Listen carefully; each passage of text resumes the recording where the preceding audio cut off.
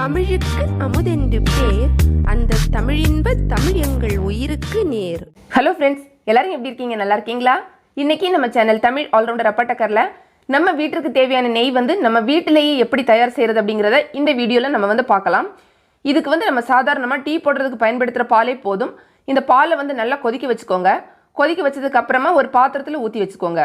ஊற்றிட்டு நீங்கள் கொஞ்சம் நேரத்துக்கு அப்புறமா பார்த்தீங்கன்னா இந்த மாதிரி உங்களுக்கு பால் ஆடை வரும். எங்கள் வீட்டில் பார்த்தீங்கன்னா இப்போ நைட்டில் தான் பால் கொடுப்பாங்க. ஸோ அந்த பாலை நாங்கள் என்ன பண்ணுவோம்னா நைட்டில் கொதிக்க வச்சுட்டு கொஞ்சம் சூடாகிறதுக்கு அப்புறமா ஃப்ரிட்ஜில் வச்சுருவோம். ஸோ அடுத்த நாளைக்கு நம்ம டீ போடுறதுக்கு எடுக்கும்போது அதில் நிறைய பாலாடை இருக்கும். ஸோ நம்ம நார்மலாக வெளியே வைக்கிற பாலை விட ஃப்ரிட்ஜில் வச்சு எடுக்கிற பாலில் நிறைய பாலாடை இருக்கும். 1 லிட்டர் பால் நம்ம காய்ச்சணும் அப்படின்னா நமக்கு 1 டேபிள் ஸ்பூன் அந்த அளவுக்கு நமக்கு அதில் பாலாடை கிடைக்கும். இந்த மாதிரி பார்த்தீங்கன்னா கொஞ்சம் கொஞ்சமாக நம்ம டெய்லி வரக்கூடிய அந்த பாலாடையை நம்ம சேர்த்து எடுத்துக்கலாம். இப்போ பார்த்தீங்கன்னா 1 லிட்டர் பால் நான் காய்ச்சிருந்தேன். இதில் உங்களுக்கு கிட்டத்தட்ட 1 டேபிள் ஸ்பூன் அளவுக்கு அந்த பாலாடை கிடச்சிருக்கு. அதாவது க்ரீம் மாதிரி இருக்கும்.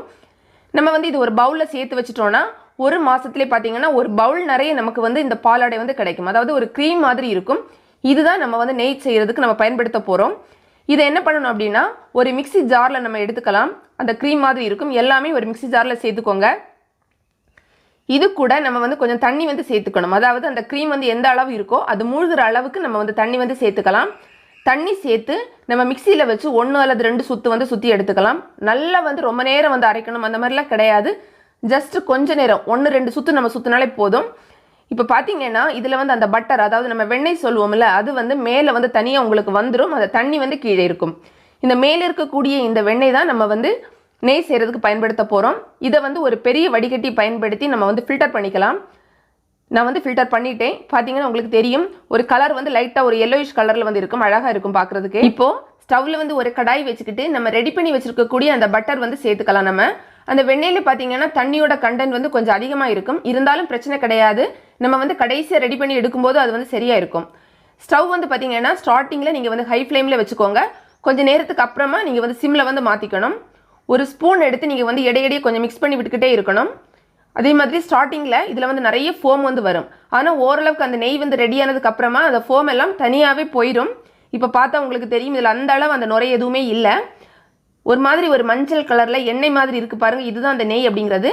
நம்ம ஒரு ஸ்பூன் வச்சு என்ன பண்ணணும் அப்படின்னா இதில் வெள்ளை கலரில் கொஞ்சம் அந்த வேஸ்ட் நமக்கு தேவையில்லாத பொருட்கள் இருக்கும். அது எல்லாமே நம்ம ஒரே சைடில் இந்த மாதிரி எடுத்து வச்சுக்கலாம்.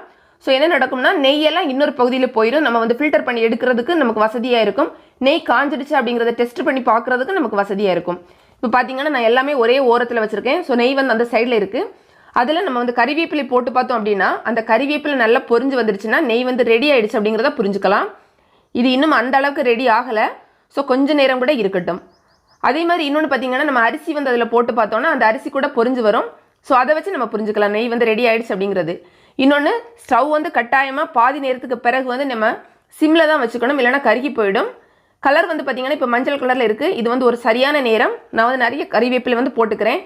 இந்த கறிவேப்பிலை போடுறதுனால நெய்க்கு கூட நல்ல ஒரு வாசனை கிடைக்கும். அதுக்காக நம்ம சேர்த்துக்கலாம். இப்போ நெய் காஞ்சிடுச்சு. அந்த கறிவேப்பிலை நல்லா பொரிஞ்சு வருது. ஸோ நம்ம ஸ்டவ்வை ஆஃப் பண்ணிக்கலாம். கொஞ்சம் நேரம் இது நம்ம சூடு ஆற வச்சுட்டு அதுக்கப்புறமா ஃபில்டர் பண்ணி எடுத்துப்போம். இப்போ அந்த நெய் சூடு ஆறிடுச்சு. அதனால நான் ஃபில்டர் பண்ணிக்கிறேன். ஃபில்டர் பண்ணுறதுக்கு கூட நீங்கள் பிளாஸ்டிக்கில் உள்ள ஃபில்டர் பயன்படுத்தாமல் ஒரு ஸ்டீல் அந்த மாதிரி எடுத்துக்கோங்க. ஏன்னா கொஞ்சம் சூடு இருக்கும். அதனால தான் ஒரு கிளாஸ் பாட்டிலில் அந்த மாதிரி நம்ம எடுத்துக்கலாம்.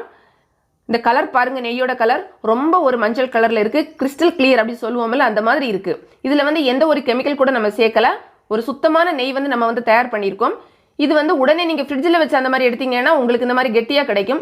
இல்லை அப்படின்னா நீங்கள் ஒரு நாள் வெயிட் பண்ணினீங்கன்னா தனத்தானவே அது இந்த மாதிரி கெட்டியான ஒரு நெய் மாதிரி நமக்கு கிடைக்கும். கலர் கூட ரொம்ப நல்லா இருக்கும். வாசனையும் ரொம்ப நல்லா இருக்கும். நம்ம வெளியில் வாங்குற நெய் இந்த அளவு சுத்தமாக வாசனையாக நமக்கு கட்டாயமாக கிடைக்கவே செய்யாது. கட்டாயமாக நீங்கள் உங்களோட வீட்டில் ட்ரை பண்ணி பாருங்கள். இந்த வீடியோ உங்களுக்கு பிடிச்சிருந்தா லைக் பண்ணுங்கள். உங்கள் ஃப்ரெண்ட்ஸ்க்கு ஷேர் பண்ணிக்கோங்க. மேலும் பல வகையான பயனுள்ள தகவல்களுக்கு நம்ம தமிழ் ஆல்ரவுண்டர் அப்பட்டக்கர் சேனலை மறக்காமல் சப்ஸ்கிரைப் பண்ணுங்கள். தேங்க்ஸ் ஃபார் வாட்சிங். நன்றி, வணக்கம்.